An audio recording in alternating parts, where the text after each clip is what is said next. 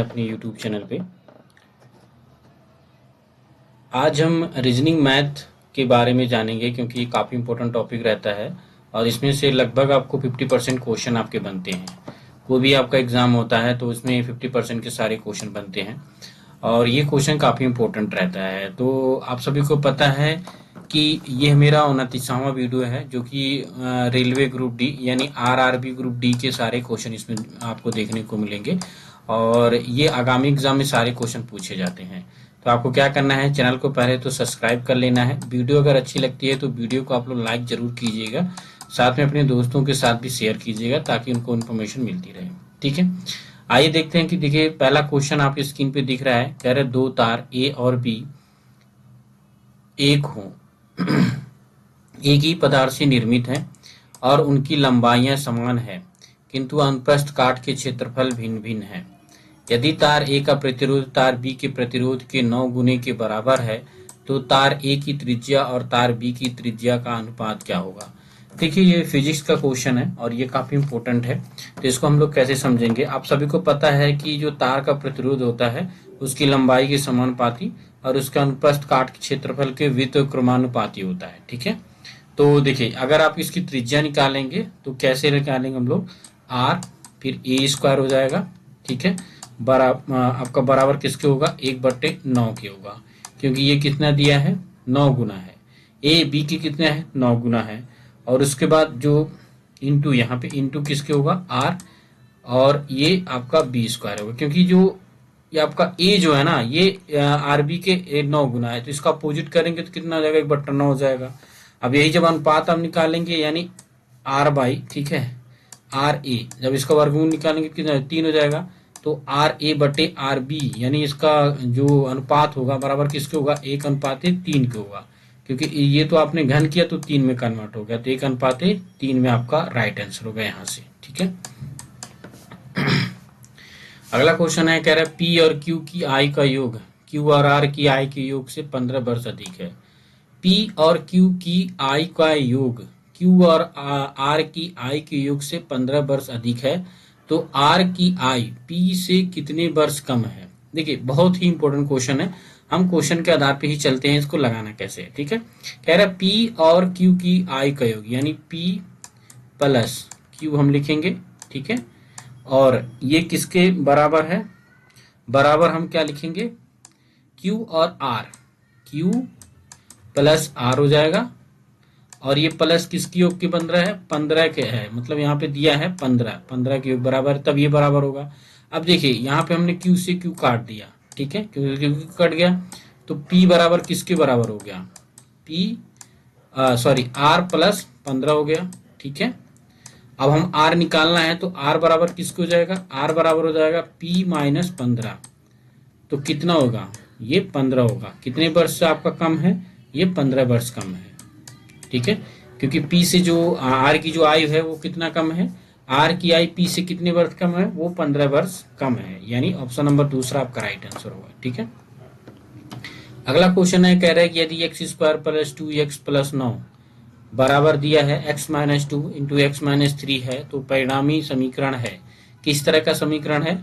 तो ऑप्शन में आपको ध्यान देना होगा। देखिए अगर आप इसका गुणन कर देंगे, एक दूसरे का गुणन करेंगे तो ये कट जाएगा। ठीक है, तो कहेगा कि ये द्विघात समीकरण नहीं है, इसको सॉल्व कीजिएगा, इसको गुणा कराइएगा, फिर एक दूसरे के काटेंगे तो ये द्विघात समीकरण में कन्वर्ट नहीं होगा। तो ऑप्शन नंबर आपका पहला राइट आंसर होगा कि ये द्विघात समीकरण नहीं है। ठीक है, अगला क्वेश्चन है, कह रहा है यदि sec 4a minus cosec 3a minus 50 दिया है जहां 4a और 3a न्यूनतम कोण हो तो किसका मान ज्ञात करना है, हमें a प्लस 75 का मान ज्ञात करना है। इसको कैसे ज्ञात करेंगे,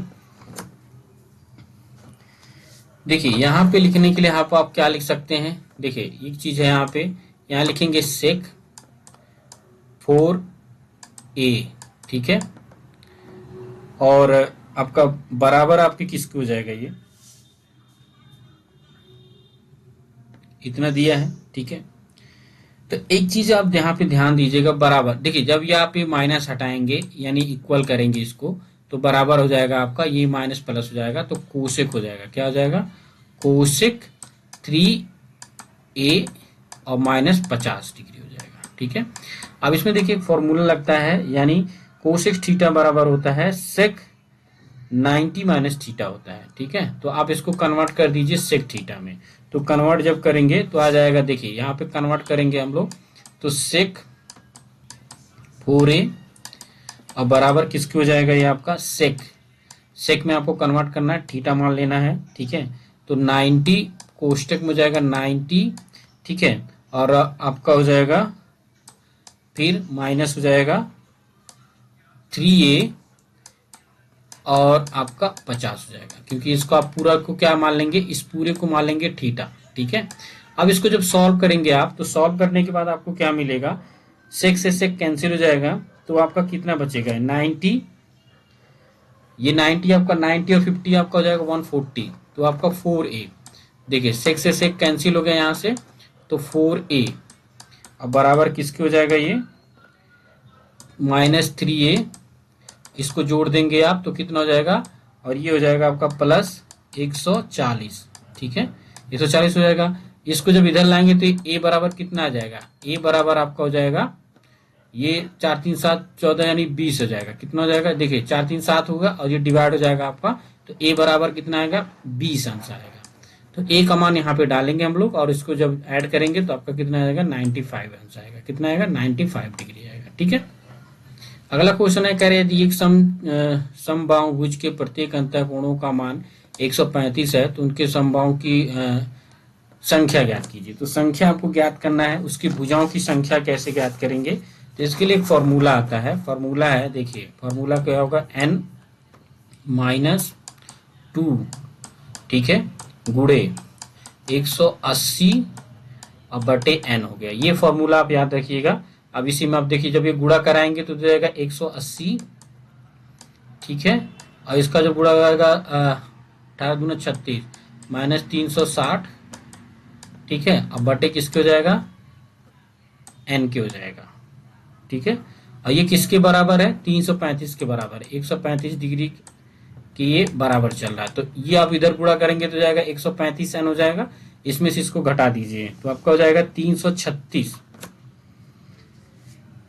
यहाँ पे इतना आ गया। ठीक है, अब देखिए हम क्या करेंगे, देखिए 336 और 180 माइनस करेंगे, 180 माइनस n माइनस करेंगे 135, इसको घटाएंगे तो आएगा 45। ठीक है, तो n बराबर कितना हो जाएगा 336 बटा 45 आएगा, और इसको काटेंगे 9 से। ठीक है, तो ये जाएगा 9 9 पचे या 5 से काट दीजिए, 9 से काट दीजिए, ये जाएगा 9 और 9 चौक 36। ठीक है, अब आ गया 40 आ गया यहाँ 5, तो 5 8 से काट दीजिए, 5 का नंबर 5 8 40, 8 आ गया। कितनी भुजाएं आ गई 8, तो ऑप्शन नंबर तीसरा आपका राइट आंसर होगा। ठीक है,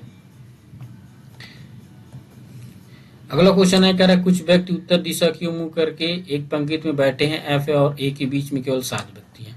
देखिए कुछ व्यक्ति हैं, इस तरह से हम कर लेते हैं, कह रहा है एफ और यू के बीच में केवल 7 व्यक्ति हैं। तो एफ हमने यहाँ पे बनाया, इसमें केवल बीच में कितने हैं, एक 7 है, 1 2 3 4 5 6 7 है, फिर 8 आपका यू हो गया। ठीक है, फिर कह रहा है एफ और पंक्ति के बीच में सिरे पर है, एच और यू के बीच में 9 व्यक्ति है, एच और यू के बीच में तो 9 है, 1 2 3 4 5 6 7 8 9, तो यहाँ पे हमने एच रख दिया। ठीक है, ई और एच के बीच में 12 है, 1 2 3 4 5 6 7 8 9 10 11 और 12, ये आपका ई हो गया।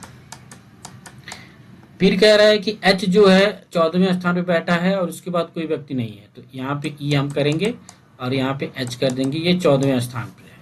अब इसको हम जोड़ेंगे तो आपका 32 आएगा। ऑप्शन नंबर कह रहा है कितने व्यक्ति हैं, कुल पंक्ति में कितने व्यक्ति हैं, तो 32 व्यक्ति होंगे। ठीक है, तो ये थे कुछ इंपॉर्टेंट क्वेश्चन। अगले वाली वीडियो में मैं आपको और भी क्वेश्चन लेके आऊंगा, तभी के लिए आज्ञा दीजिए। जय हिंद, जय